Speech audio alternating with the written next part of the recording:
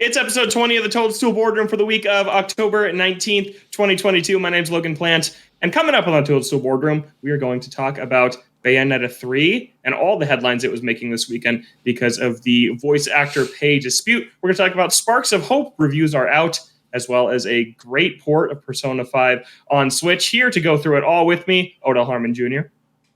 Hey, everybody. And Chris Shriver. Oh, hello there. And I would call this podcast TSBR, but Chris might not understand it. Is that right? You would know what that meant if I abbreviated it to its acronym. Are you really doing this? You're going to do this in here? Yes, I am. For those of you that don't follow us on Twitter, Chris didn't know that SNF stood for Sunday Night Football until this very week. Every time I've ever heard, first of all, if you're from Philadelphia, nobody calls it Sunday Night Football. At least I don't care about who's playing Sunday Night Football. I only care about when the Eagles are playing, or the Eagles are playing, or the Birds. Any permutation of the Philadelphia Eagles. But that being said, I have never seen the abbreviation SNF in my life until Logan used it the other night in a chat, and I had no idea what he was talking about while I was watching Sunday Night Football. I mean, It has its own theme song, and then it had a controversy, so then it got a new theme song. Did it? Yeah. I did not know about that. Interesting. Or is that the Monday night My song? poll, you know what's funny, though? That poll that I put out has 30 votes. Okay. The question was, and I'm sorry that this isn't Nintendo related, but I do find this interesting. I said, let me know if you are or not from Philadelphia. I think that has nothing to do with it, but no. Just throw that out there. Either way. And if you have ever heard of Sunday Night Football referred to as SNF, from Philly, 23.3% yes. From Philly, 26.7% said no. Elsewhere, I feel like I'm right with this. Elsewhere, 26.7% said yes. And then elsewhere, who have not heard of this, said was 23.3%. So the same number from it's all the same. It's basically a quarter across the board. The same number of people that are from out of Philadelphia who said yes have heard it referred to as SNF. This is not a good sample size from your Twitter account. I think it's a generational thing. I think that when Twitter really took off as a main way people followed sports, the hashtag is always SNF on NBC. I think it's more of a generation. No, I think you're right. The best part of it was I don't know what he's talking about, SNF. And then we started getting into this whole thing. And with that, the giant SNF logo appeared on my TV. And I was like, I hate him so much right now. Well, here's something that you won't hate that I did this week also. I want to show this off. A little show and tell here in the boardroom. I have this World of Nintendo. Oh, you got Peppy hair? Where did you get that? My friend was on a road trip and he stopped at a game store in California and he called me and I told him to tell me what amiibo were there, right? Yeah. I'm always on the lookout for one. And he's like, is this one of those Amatabus that you want? No. He's like, they don't have any amiibo, but they have World of Nintendo Peppy hair. And I was like, sure, I'll do it. So he came and dropped it off this week. Nice. Peppy hair. I thought it was hilarious that Peppy hair got a figure because he's such an irrelevant Nintendo character from such a ridiculous franchise. So I thought that I'd pick him up. Why am I friends with you? All right, let's get into it for this week. We're the Toadstool Boardroom weekly Nintendo podcast here, Thursdays, noon Pacific, 3 p.m. Eastern. And next week, we have a pretty exciting show because the same day that our show drops, October 27th, 2022, is the 5-year anniversary of Super Mario Odyssey. So we're going to be doing a Super Mario Odyssey 5-year retrospective, talking about the game, our memories from that time, how we view the game 5 years later, and we'll probably also reveal the Toadstool Boardroom's official 3D Mario ranking on that podcast. So don't miss it. If you want to be a part of the show, then you got a week to email us your memories of Super Mario Odyssey to toadstoolboardroom@gmail.com or give us a shout on Twitter at ToadstoolBR with what you think of Super Mario Odyssey. I love Odyssey.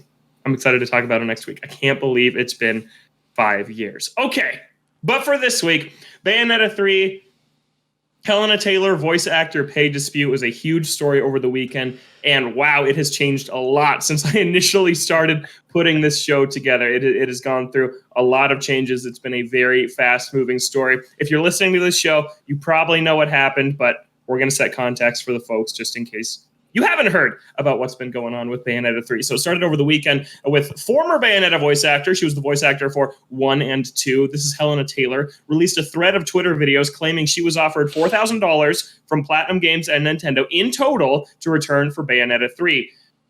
Eventually, in her string of 4 videos, she led to urging fans to boycott the game, to not buying it. She specifically said, take the money you would have spent on the game and instead donate it to charity.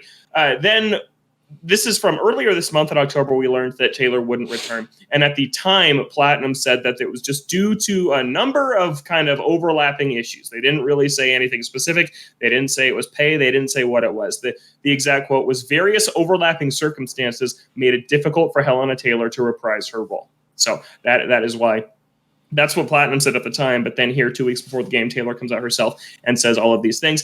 On Twitter, director Hideki Kamiya, who is known for not having the kindest Twitter persona, I think it's fair to say, tweeted that it was, quote, sad and deplorable about the attitude of untruth. And then this account started blocking dozens or hundreds of people speaking about the situations. The account was even like briefly suspended, and I think that the common consensus was this was because of like suspicious activity for too many blocks in a span of time. So it was probably like an put on kind of like a process. spam alert. Yeah. He's back on Twitter now. That didn't stick. That was a very brief amount of time in this long timeline of events that was happening. Jennifer Hale, who has replaced Taylor in Bayonetta 3, who you may know as Fem Shep from the Mass Effect trilogy. That's kind of, I think, the role she is most known for. But she's voicing Bayonetta in Bayonetta 3. Said that she, quote, supports every actor's right to be paid well, but that she was not at liberty to speak on the situation. Obviously, a lot of NDAs that are going into this. Then, Tuesday afternoon, a new report from Bloomberg from Jason Schreier, which was later corroborated by VGC, suggests that Taylor was actually offered at least $15,000 to reprise her role in Bayonetta 3. And according to those reports, 2 people familiar with the negotiations say Platinum attempted to hire Taylor for 5 sessions lasting 4 hours apiece, which would have been between $3,000 and $4,000 each. And according to VGC's report, this would have been a significant increase on Taylor's fee from the second game. It's also worth noting that the SAG-AFTRA union is the main union that represents voice actors in video games, and the union minimum is $1,000 per session, and a session can be a maximum of 4 hours. So we're looking at between $3,000 and $4,000 per session. Not only, according to VGC, is that more than Bayonetta 2, that is also triple or quadruple what the union minimum is. And then according to these reports, Taylor rejected the terms, asking for a 6-figure sum and residuals, or royalties is a name you might know it as instead. So depending how well the game sells, she would get some percent cut of that on top of the flat fee that she would sign for playing the game. After lengthy negotiations, Platinum instead hired Hale to Bayonetta, and then Taylor apparently also declined a subsequent offer of a cameo, which they would have paid with a fee of 1 session for. Taylor's calling these reports an absolute lie in statements to Bloomberg and VGC, claiming that Platinum was trying to, quote, save their ass and the game. And she said she stands by everything in the video. So a lot here. We're not going to get too far into it. We're not going to plant sides. Earlier in the week, there was a lot we don't know after. I'm sorry, Logan, you said it again. You cut out. Earlier in the week? Earlier in the week, I was kind of thinking, there's a lot we don't know about this situation. Then the Bloomberg reports and VGC reports come out. And I still think there's stuff we don't know. We will never know the full 100% truth of what happened. So I don't want to take this discussion to take sides or anything like that. I guess the main thing I want to say on this here is something that Jennifer Hale, current voice of Bayonetta, said on Twitter, which is that there are lessons in this, so many lessons. Let's just be good to each other. Let's start there. And that's my main takeaway from this whole thing. After Taylor called for the boycott of this game, you had thousands of people on Twitter kind of planting a flag on what side they were going to be on, right? Saying, yes, I'm going to boycott this, or no, I'm not going to boycott this. And then as the internet will do, you had people going at each other's throats that were on opposite sides of each other. It's like, oh, you don't support labor, you don't support voice actors if you're buying this game. And then other people on the other side saying, oh, you don't support the devs, you don't support other people who poured time into this game. And for me, it's just like, even though the situation has greatly changed since the boycott was called for, it's each individual person's money, each individual person's decision on this. I don't think there really is a right answer when it comes to this entire situation. So I just be nice to each other on the internet. I know that's a very tall ask a lot of the time, but yeah, we obviously didn't know the whole truth back when the boycott was called for. I'm still not going to say that we do or do not know the whole truth. We just know the two different sides of it. So yeah, kind of a sad situation leading up to the launch of this game, though, Chris. Yeah, it's very unfortunate that going into it, because I think like Bayonetta fans have kind of been clamoring for this game for a while. It's been a long time since we first seen this game. The only nugget of knowledge that I have plucked from this, that I mean, there's two main things, right? And it doesn't apply just to this situation or just to video games in general, but I think it applies to all news out there. It's very important to maybe withhold your opinion on things until all sides of the story have been able to have been told at that point, right? When all this started, a lot of it was we were only hearing one side. And a lot has come out since then, for sure. The other thing that I do find interesting in all of this is, I'm going to say it wrong, and I said it wrong earlier. SAG-AFTRA. Nope. SAG-AFTRA, yeah. I don't know why I can't say that. Their minimum wage is, what is it per session? $1,000 per session. $1,000 per session with no residuals. Mm-hmm. Oh, okay. No, so then that was right. Or earlier when we were talking about this, we thought it was like 3,000 to 4,000 per session with no residuals. And the way the math would have worked out, she would have been getting paid less than whatever the union is backing her for, but that doesn't appear to be the case.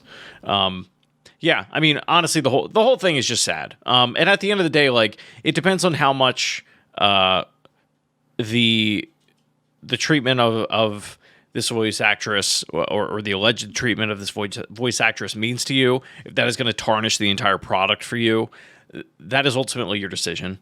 I can't speak for anybody on that. But if you're a Bayonetta fan and you still want to play the game, I don't think there's anything. I don't know if you should feel bad about it necessarily. Unfortunately, like, a lot of this seems like a business made a business-oriented decision. A lot of it was financially driven. And sales on Bayonetta, like, they're not terrible, but it's not like like Metroid Dread is probably going to have more sales than Bayonetta 3 is on the Switch. I'm sorry, it probably just is. Prove me wrong, that's fine. But yeah, I feel like I'm rambling at this point, but a couple of other interesting things to note is that the Bayonetta pre-order page actually rose on the rankings on Amazon after this weekend and this week. So even just the conversation of the game has propelled more people to go and pre-order this thing. So that's kind of an interesting nugget of this as well. For real, yeah, exactly. I think a lot of people, especially like we have Mario plus Rabbids coming out tomorrow or today, depending on when you listen to this. We're recording the day before. And I feel like a lot of people are kind of forgetting about Bayonetta, and maybe this is a way to not forget about it.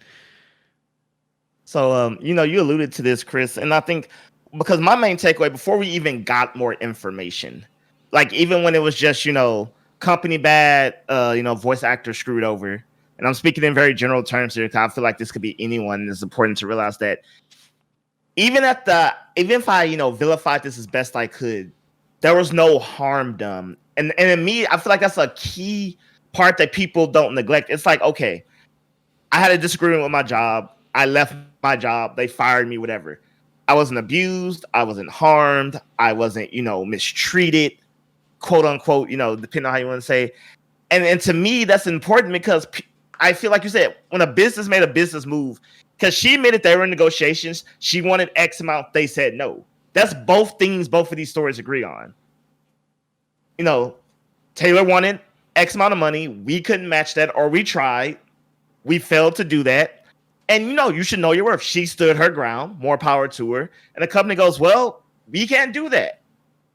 We got to go somewhere else.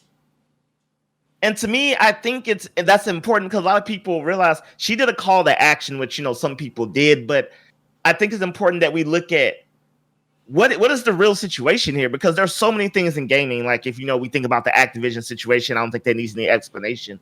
There's real harm there. There's so much going on with that details matter. What happened matters. And we're at a point now where I feel like we also need to look at ourselves like, why, like when someone complains, why are we so willing to believe things without information depending on who says it? And I feel like that's another big takeaway from this story. And also, I just think it's bad, like you said, we gotta be nice to each other. Why are you going after Jennifer Hill? Yeah, that's not okay. Yeah. So they were like, hey, we got a project for you. We're willing to pay you this amount. She is well known. I'm pretty sure there's no way Jennifer Hill, who has many projects, would do a project and get underpaid for. Especially when you, on that part of the situation, when you look at the initial statement from Platinum saying like, there are various circumstances that we couldn't bring back Taylor. Like, there's no way that Hale knew going in, like, oh, there was a payment dispute. She left. I'm replacing her. Like, that's just not how it was. Like, that was the worst part of this whole past weekend, was people going after her specifically, because that was very upsetting. And I think that one positive thing that this has done, regardless of how much of the reports are true or how much of what's in Taylor's videos are true, what it has done is spurred a conversation about voice actor pay in the industry, and has had people coming out and saying, yeah, I've been severely underpaid for these jobs. It's like many creative pursuits, and I'm sure some of the three of us on this panel have had experience with this, attempting to make it in video games media. Oftentimes you just got to take something to get the byline online, to get that character on your resume, to then try and get the better paying jobs later down the line. And that's an unfortunate reality of being in an industry of a creative pursuit, of an art form. And that's something a lot of voice actors have come out and said this week. So I think that anytime you can have a conversation, fair pay and fair wages in gaming, especially, like, there's been a lot of these types of stories over the last few years in the gaming industry of people speaking out about being mistreated in work at developers. But I feel like a side we haven't really heard a lot of is the performers and the voice talent. And I think that voice acting is really kind of an underappreciated aspect of our industry. And so to just kind of have these people have a platform over this last weekend to speak about their experiences, even if it's not the most positive story that got us here, but overall, I think that part of this whole thing has been a positive in my eyes. Yeah, you're right. And it's a completely unappreciated aspect. And listeners, if you don't believe me, think back to a week or two ago when we were all waiting to see the Mario trailer. What did we care about the most? We didn't care about the visuals. Yep. We didn't care about story and plot elements. All we cared about was what essentially came down to 5 seconds. That's all anyone cared about. That's all anyone was anticipating, was how was something going to sound. And literally it will make it or break this product for people. So I'm all about them getting that money.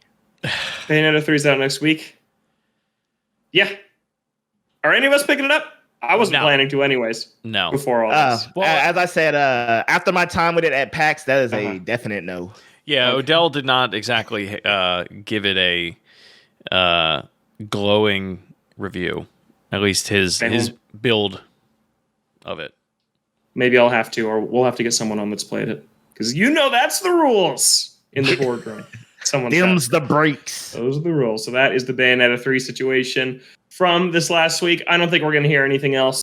I know one last thing I'll say, as someone who is a reporter and does a lot of stories with kind of anonymous sources.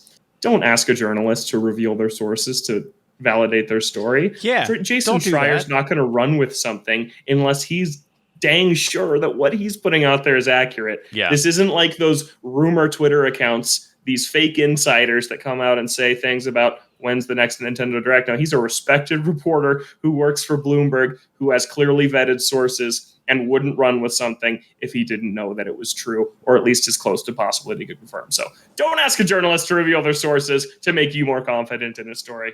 It's not cool. Trust the source that you are getting it from. If they have been correct before, which Jason Schreier has been time and time again. Pretty much every single time, yeah. Yeah, okay. Let's move on from that, though, and talk about this week. That's Mario plus Rabbids Sparks of Hope and Persona 5 on Switch are both out this week. The day this show comes out, Sparks of Hope releases, and then Friday, Persona 5 is out on Switch. Really great reviews for both of these titles. A great week for Switch owners. Right now, we haven't been able to play either of these titles. We'll have Sparks of Hope impressions next week from Odell and maybe Chris. Maybe. But definitely from Odell. Right now, Sparks of Hope currently holds an 86 on OpenCritic. Yeah, and I have a few quotes from some reviews here that are all really great. Like we got 4.5 out of 5 from Games Radar, 9 out of 10 from IGN, 8 out of 10 from Inverse, and I put this one down because it says tedious puzzles and slim margin for error weigh it down. There's no denying Ubisoft and Nintendo have created something magical for a second time here. That is the only criticism I've seen of this game, is that some of the overworld puzzles get a little bit old. But if that's all you're really criticizing, I think this game looks really great. The IGN review also mentioned many loading times and poor performance at times. Yeah, which is a big deal for you. We all know. I'm gonna say though, I'm not saying the first game is easy. It definitely has its moments, but there's like a part in the mid game that's really challenging. But once you pass that, it's pretty much like I can get any battle on my first try. So I'm up for a challenge. And let's be real, games like this, I mean, they're meant to be challenging. That's just kind of the nature of them. Yeah. And there's difficulty options at this one. There are difficulty options from the impressions that have come out, and you can change it at any time. You can ramp it up or turn it down as you're playing the game, which I don't believe is something that was in the first one. So that's something. It was not. No. If you get to the end game and it's tough, just turn it down. The first game is tough as nails. There are sections of that game that I was like, this is for children. Like it. The Halloween world is where I was like, oh, okay. Yeah. Now we're playing for keeps. This game looks really great. I am considering picking this one up and playing it. It looks very, very cool. And just it looks like there's a little bit more of polish. That Nintendo kind of infusal than was in the first one. Like slight spoilers, I guess, if you want to know nothing. There's a clip going around on Twitter of someone in an ice world picking up a penguin and chucking it off the side of a mountain. And it's just like a nice little reference to Mario 64. It's like cool that's in there. Just these little nods to Nintendo history, I think, go a long way, especially in a game that's not developed by them. Like, I think that's pretty cool to kind of show that reverence for the source material. So, yeah, that is out. By the time this episode comes out, we'll talk a lot more about it next week. And then Persona 5 Royal has a 94 on Metacritic right now for the Switch version. It's looking like another winner of a port. Nier Automata looks like a big winner of a port that came out earlier this month also. Just some really, really great games making it to Switch. Yes, years later, but it's really, really, really cool that they're here at all. If Switch is your only console, and you are in any way interested in, let's say you were of the Vita crowd back in the day, maybe you played some Persona 4 Golden. Persona 5 Royal is an incredible game. If you are used to the repetitive nature of the dialogue or the redundancy of the dialogue, and that does not bother you, you should absolutely play it. It is dripping with style, has one of the best game soundtracks of anything I've ever made or I've ever heard. It is very long. 120 plus hours. Have you finished this, Chris? I got like 40% through. So here's fun fact. So I didn't play Persona 5 upon its original release, which I'm happy because Persona 5 Royal is like the complete game. So I was like, I don't want to play it again twice. So I was playing Persona 5 Royal, staying away from spoilers. I did not do the things you needed to do to activate the extra content. So guess who had to then replay the game, do the stuff that I was supposed to do that I didn't know. How was I supposed to know? Blind playthrough. So I had to like put in all this effort to gotta be friends with you, gotta do this before that. Then to get the extra content, which was amazingly somehow still worth it after 200 plus hours. Thank God I was losing my sanity, but a solid game. And also the way Atlas loves releasing Persona games endlessly, I'm like, is it 2 years too late? This could be the first time. Who knows? It's not like they're not going to not release it again a year from now on something else with another edition. But the thing I'm surprised about is everyone keeps saying it runs like butter on the Switch. And I'm like, I cannot believe that. Like, I don't refuse it, but I'm like, really? like butter, huh? Especially if Mario Rabbids has problems. I'm like, that's interesting. Go Atlas, I guess. Yeah, I mean, Persona, it is a more static game, I think, than Mario Rabbids. As far as just like combat's concerned, like a lot of it is just it's turn based, so like a lot of it's just like animations just happening when you press a button. But that game was made for the Switch OLED, like just the art direction within it. It also, like, that a lot of people forget, it was a PS3 game as well. Like it had a simultaneous release on the PS3, which is probably about as powerful as the Switch. I mean, it's hard to tell, different architecture, etc. But yeah, all that happy stuff. Is there a third-party game that's not on Switch? A dream port? I mean, we've seen them pull off the impossible. Doom is there. Doom Eternal is there.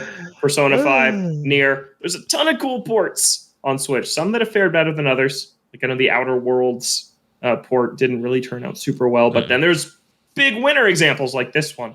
So off the top of your head, I didn't ask you guys this ahead of time. Is there any dream third-party port that you would like to see on Nintendo Switch?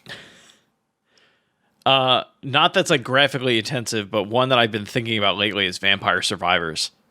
It is the best Steam Deck game. Like if you're buying a Steam Deck and you want something to play, buy Vampire Survivors. It's $2. I think it's $5. It used to be $2. Wildly addictive. It would be so good on Switch. It is a game where you have 30 minutes. You get dropped into a world. It's like Castlevania style in terms of like the enemies and the your characters and things like that. But it's a roguelike. You go around and you pick up different items, and it auto attacks with those items. And as you level those up, your attacks get more crazy and more enemies start to come in. So like giant hordes of enemies will come in, and you are just like shooting out stuff in all different directions.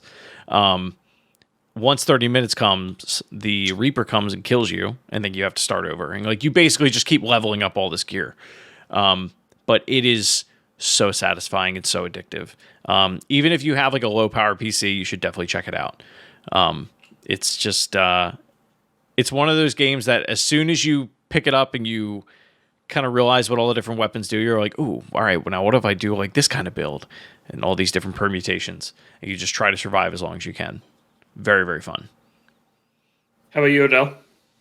So fun. So while Chris was talking, I was like, you know what? I really enjoyed Supergiant's games earlier works. It'd be cool if they're on the Switch, huh? Well, you know what? All but Pyre is on there. I think that's the only game that isn't on there. Or is that Supermassive? I don't know. I don't know. I have to look. Sorry. And then I was like, oh, you know what? When PSN was all about indie titles, I really love Pixel Junk games. And Pixel Junk Monster is the best tower defense game I probably ever played because I usually don't like tower defense games. And I was like, oh, wait, that's on the Switch too. Well, boy, howdy. So I finally landed on one that is not on the Switch. And you remember when PS3 was all about the gyroscopic controller and then they just said to hell with that? Flower was a great game that used motion controls. So if we could get Flower or like a sequel to Flower on the Switch, that would be a great game to have in your hand, just being a pedal in the wind. Great OLED Beat a title. leaf. Yeah, so I'm gonna go with Flower. My pick is, I think it fits right at home on Switch. I think that Kena Bridge of Spirits should get a Switch port. That game is on PS5, PS4. I think it's coming to PC. It's on PC so it's now. Not out of the question. It is. It's out on PC. Yeah. But yeah, this is the very much Zelda-like a game that came out on PlayStation last year. It's very gorgeous, so it would be a visual downgrade on the Switch for sure. But I don't know. It just seems like a game that kind of like a classic 3D Zelda game that belongs there. So it feels like a modern GameCube game. Yes, so that'd be cool. I was gonna say Journey, but I feel like Journey should not suffer any visual downgrade whatsoever. Yep. No, so I defaulted to Flower. All right, so yeah, looking forward to these couple of games coming out here on Switch. Next piece of news here: the Nintendo Osaka store is opening next month on November 11th. So this is just like the Nintendo Tokyo, Nintendo New York store. We're gonna have exclusive merch. Chris is very excited about the Dry Bones Halloween shirt that they got going right now adorable. on mynintendo.com. and Nintendo New York. And then the 4 franchises, which Odell pointed out, featured heavily in the marketing are Mario, Splatoon, Animal Crossing, and Zelda. So for a while now, it seemed these are the franchises that Nintendo kind of likes to look at as their big 4, which got me thinking about what's that's kind of been like over time. I feel like probably since the SNES, Nintendo fans in general think of the big 3 as Mario, Zelda, and Metroid. I feel like those are the ones people always talk about. Like, it's true, like the hardcore. Chris is looking at me. Hardcore, sure. Nintendo fan. The sales numbers speak very differently. No, which is why I was going to say, personally, I've always thought of it as Mario, Zelda, and Pokemon. But then Nintendo doesn't internally develop Pokemon. Well, so technically, they've always been kind of weird about about including that one. But like, I don't know if you guys remember, there were reports like, gosh, this feels like 7 or 8 years ago now at this point, where in a shareholders meeting, Nintendo said, we want to have a Mario, Zelda, and Pokemon product on our systems every single year. They said that. They straight up said that to their shareholders. And kind of from that moment on, have been like, so that's the big 3, right? Those are the ones. And they basically held true to that. Pokemon has been annualized for a very long time now. And I think the main games only missed 1 year or 2 years. And they had Super Pokemon Mystery Dungeon out on 3DS in 2015 when there was no mainline Pokemon game. And then 2020, there was no Pokemon game, but there was the DLC for Sword and Shield, and there was Mystery Dungeon Remake. So there's been Pokemon stuff every year since then. Mario, they've had something every year. Zelda missed this year, unless there's some surprise they're going to pull out of their pocket. But it did. This is the first year in a while that Zelda has missed. So I thought what did we have last year? For Zelda, Skyward Sword HD came out last time. Oh, okay. For some reason, I thought that game came out this year. It was last July. Yeah, it was a pretty quick turnaround. They announced it in February, and then it was out. Yeah, in that July. And then everybody forgot about it. That felt like a January game for me for some reason. I liked that port. I thought it was pretty good. Yeah, but now it's like Mario, Splatoon, Animal Crossing, Zelda. These are the best-selling ones they have on Switch that are developed internally at Nintendo, not counting Pokemon, because that one would kind of dwarf all these in sales. Yeah. But wait, a quick aside, there's no way in hell the next Animal Crossing game even sells half of what New Horizons sold. Ooh, I don't think so. No. There's no, not even half. Wait, are you agreeing or disagreeing, Chris? No, there's no way it will. Oh, yeah. I disagree with you guys. Like, really? That was a pandemic game. Yeah. Like, I'm not trying to insult it, but it was a product of its time. What's a shame about New Horizons is I feel like it would have sold more had there been more Switches available at the start of You're COVID. Right. Because that was the biggest thing is like people wanted to get it and it took people months to be able to get a Switch to play it. I disagree with you. I think saying less than half. No, I think Animal Crossing's here to stay. I think that. All right. I'll talk about what number did it hit? What? I'm not saying it's not going. 30 million? Anywhere. Yeah, there's no way. There's no way that the next one hits 15. I disagree with you. New Leaf sold 12 million copies, and that was before the New Horizons boom. New Leaf sold 12 million on 3DS when 3DS still didn't have the massive install that it had when that thing launched. Don't count the 3DS though. Like 3DS moves numbers. Like I don't see it. It's shy of 40 million. Gee. I'll bet it right now. I'll bet you guys right now. I would take this bet. Passes 20 million. Wait, just for clarification, you're saying the next Animal Crossing will hit at least mainline, no Happy Home, festival. Yeah, the next mainline entry, whatever shape form that takes, will hit at least 20 million copies. There's no way. Yes, I say absolutely. Yeah, I think that you created a lot of longtime fans from New Horizons, and you could say, "Oh, it's just a pandemic game." Yeah, but people pour probably 100 hours into it. You can't convince me that when the next one comes out, at least half of those people, and then some people that didn't play that one, because there's kids growing up every day that didn't play New Horizons. There's going to be new fans to this franchise. You can't convince me that both that nostalgia, the core fans they have now, new people coming in, won't move that. I bet you it's close, and I say it because there are people that are in my circles that only bought a Switch during, and I understand I'm one person, but that only bought a Switch and never play video games, that bought one just to play Animal Crossing, and it is the only game that they bought. Like, I'm talking like 40-year-old moms that bought it. But like, are they going to be inclined to get another one? Are they going to get a whole other system to do it again?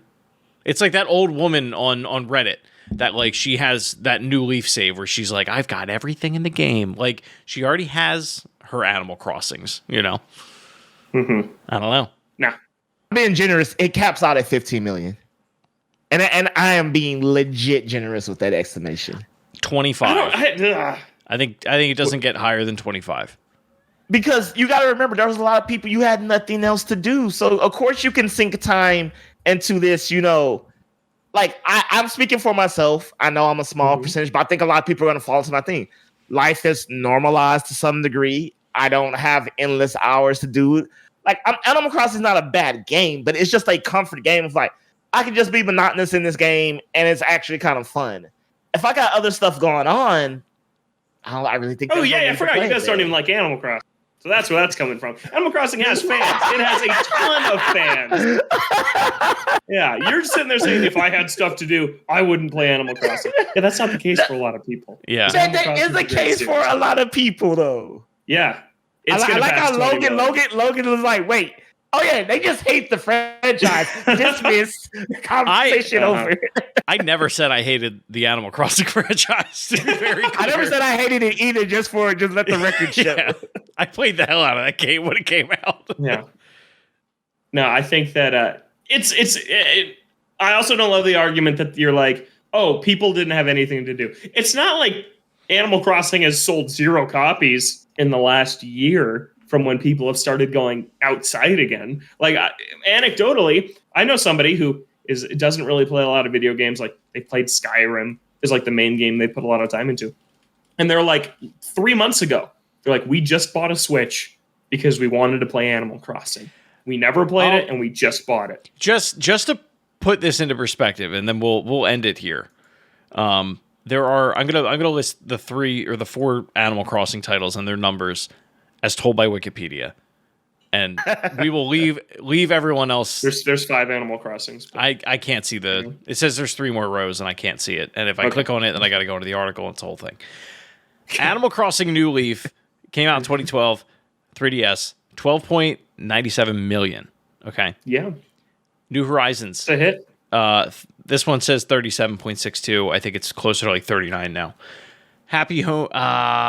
This is a bad list. Happy Home doesn't count. Though. I'm sorry. This is a bad list. This is a bad list. I'm sorry. What did Happy Home Designer sell? God, I'm under so much pressure right now, guys. I just want you to know that. Here we go. All right. Animal Crossing on the GameCube, 2.71. Wild World, 11.75. City Folk, 3.38. I don't know a single human alive that has played that game. I've never played it. I have bootlegged that game for 2 decades, and I've never played it. It's the worst one. It's the worst Animal Crossing.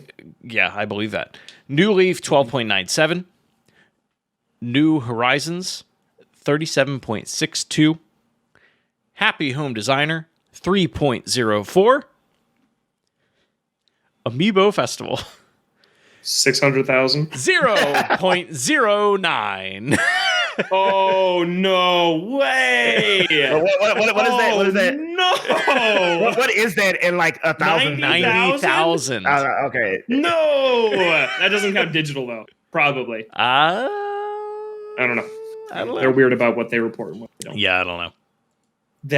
Okay. Anyways, so what you're telling me is that every mainline handheld Animal Crossing has sold over 11 million units.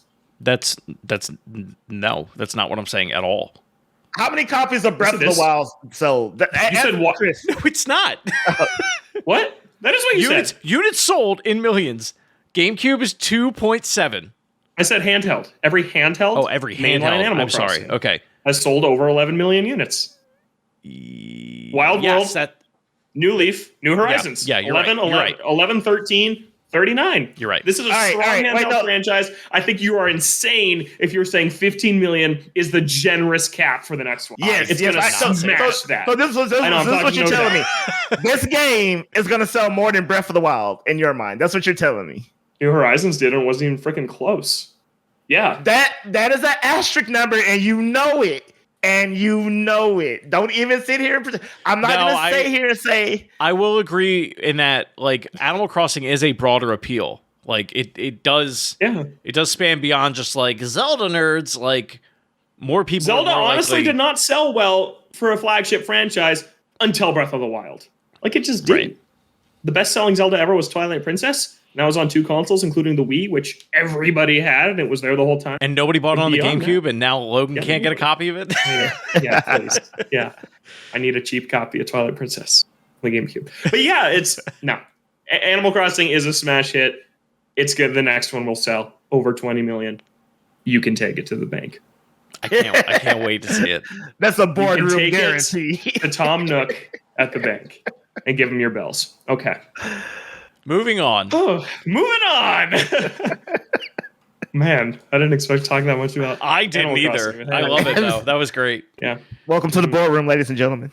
Last thing I'll say about these being the 4 ones they're promoting, I'll also point out this is the store in Japan. So it's like these are the 4 they're pushing hard as like on the doors, on all the merch for their Japanese accounts. Splatoon is much bigger over there. Yeah. But do they consider Splatoon one of their big 4 overall?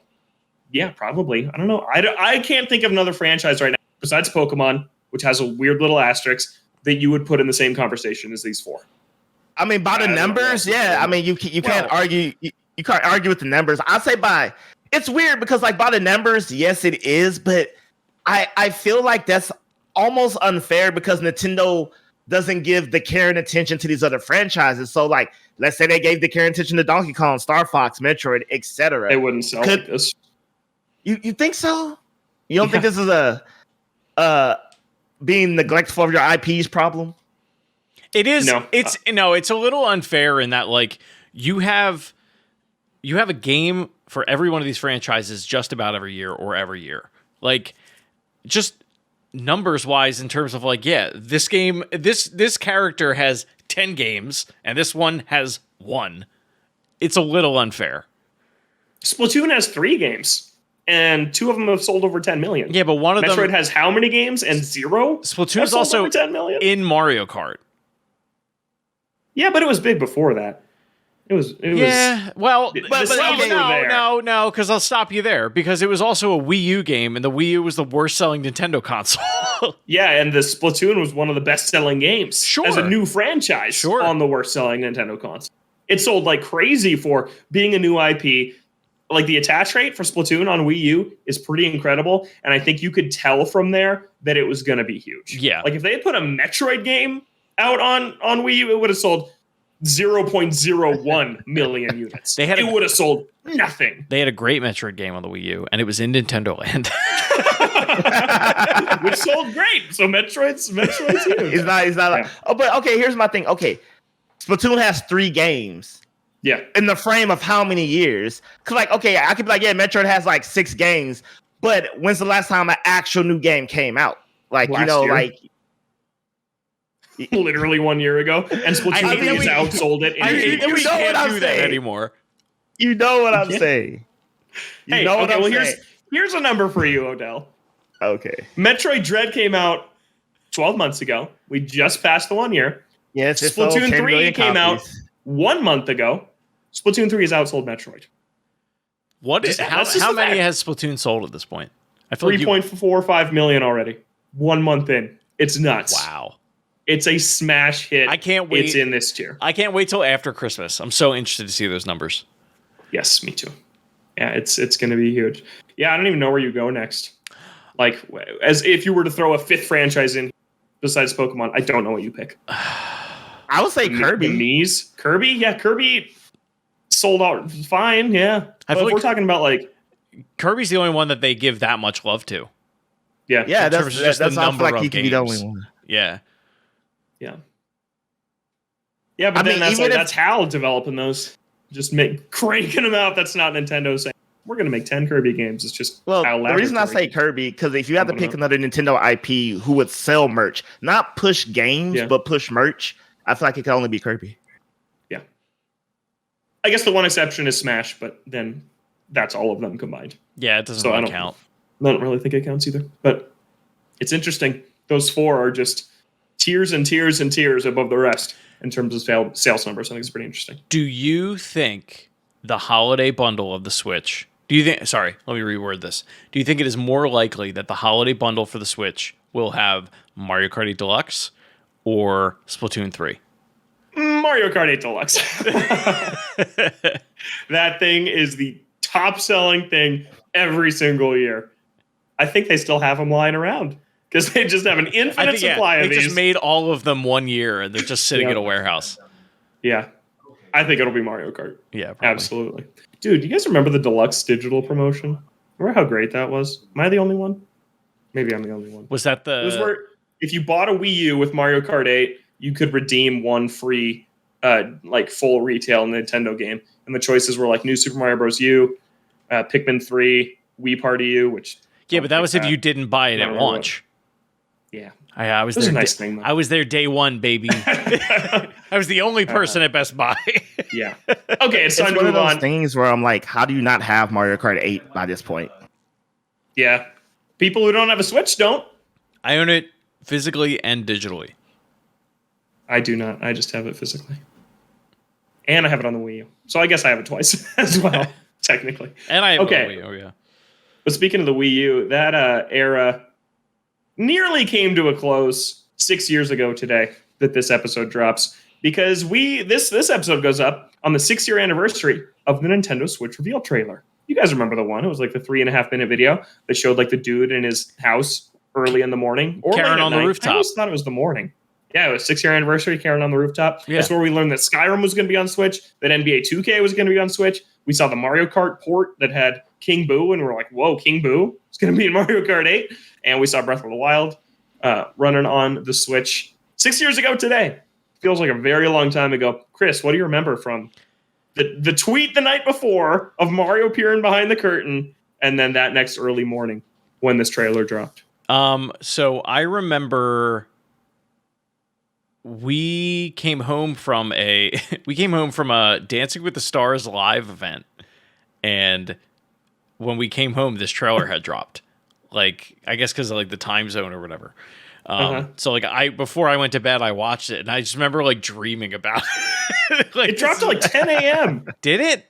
Yeah, I woke up early to watch it. You know what? Maybe it dropped at 7 a.m. Pacific. I might be thinking of the Japan event where they showed the off Odyssey everything. one. That might be what I'm thinking of. Anyway, I remember watching this trailer over and over and over again, and dissecting it. I remember being very excited that like everything about this trailer was right. Like they did everything right. It showed you what how the console worked. It showed you that it had third-party support, that it could play pretty robust games. Like the fact that they showed Skyrim, I remember was like this mind-boggling thing, even though that game came out in 2011. Yeah, there were a lot of very smart moves in this trailer that I feel like has kind of carried throughout the entirety of the Switch's life cycle. I mean, most of what happens in this trailer, I have done with my Switch, which is pretty crazy. The only thing I haven't done is like, the other thing I wanted to bring up, I have not like been on an esports team and planned out my Splatoon moves, but it's pretty crazy that early on in the Switch's life cycle, they were still treating Splatoon like it was going to be their premier esports title. And I feel like now is really the first time that we're kind of feeling that, in terms of like, you know, what Odell did at PAX, you know, and things of that nature. And now they have there's a whole Twitter account and everything, and program dedicated to their esports league. It makes me like, obviously makes me nostalgic for the Switch in general, but it also makes me very excited for their next hardware because there was just such a magic to this when it dropped, and I would like to feel that again. Really? I guess I feel a little differently than that because I'm like, we were in the tunnels, right? We were in the dark caves of the Wii U, and that was where the end was in sight. It was when that dropped, and I don't know if you guys remember all this in 2016, but it was like they're going to show it at E3. They didn't. They're going to show it in August. They didn't. Yep. We just kept waiting and waiting. And then I remember I was on a random, Wednesday night, I think, they were just like, oh, we're dropping the trailer tomorrow. And I was in my dining hall in college, and I was like, oh my God, tomorrow we're going to learn what NX is. Because remember, that's all we knew it as Yeah. for years was NX. Yeah. And then I set my alarm. I woke up earlier. I watched it live. I was blown away because, like you said, it was like everything they did wrong marketing the Wii U, they did right here. They showed you leaving the house, right? You're no longer under house arrest with the Wii U gamepad. You can take this thing outside. They showed you playing multiplayer. They showed how fast you could transition from dock to undock. And I remember at the time, people were like, there's no way that's how fast it is. There's no way that's actually how quick it is. People did not believe it. Yeah, and it is exactly that fast. It's amazing. It was funny because I remember right before leading up to it, like we kept getting all these leaks and blah blah blah. And I remember one of the leaks they kept thinking was like it's a dual handheld and at home device. That's the thing. And I remember thinking like that's stupid. That's not possible. You can't. It's silly to think of it now because here we are with like Steam Deck and stuff. But I remember thinking like there's no way. That one's obviously the lie. It's the main thing. And I remember seeing the guy do it. And like on his fancy TV, get ready to go to the airport and the people on the roof. And I was thinking, I was like, because I remember the Zelda footage. I was like, this is pre-rendered. This is like a TV just playing this on loop. Like, I don't know if I didn't want to believe or I couldn't believe. And then just the whole snapping noise. And I remember thinking, like, it blew me away. Like you said, I can't remember the last time I was blown away by something Nintendo had shown. But I'll never forget that moment when I did it myself. And I was just like, okay, and it was just on the TV. I just remember being like stupefied. Like I couldn't it was the flying car moment of gaming for me. Yeah. That's a great way to put it. Mm-hmm. And all these things we do to kind of take for granted 6 years later of like, oh, I'll just pop it out of the dock and turn the baseball game on. It's like, that's nuts that we can just do that. Like it's still very, very cool. So that was 6 years ago. Next month is the 10-year anniversary of the launch of the Wii U. So we're going to be talking about that a lot. We'll do a whole show for the Wii U next month. The other thing, real quick, that I do want to bring up, because I thought it as I was watching this trailer, because I was using my Steam Deck earlier today.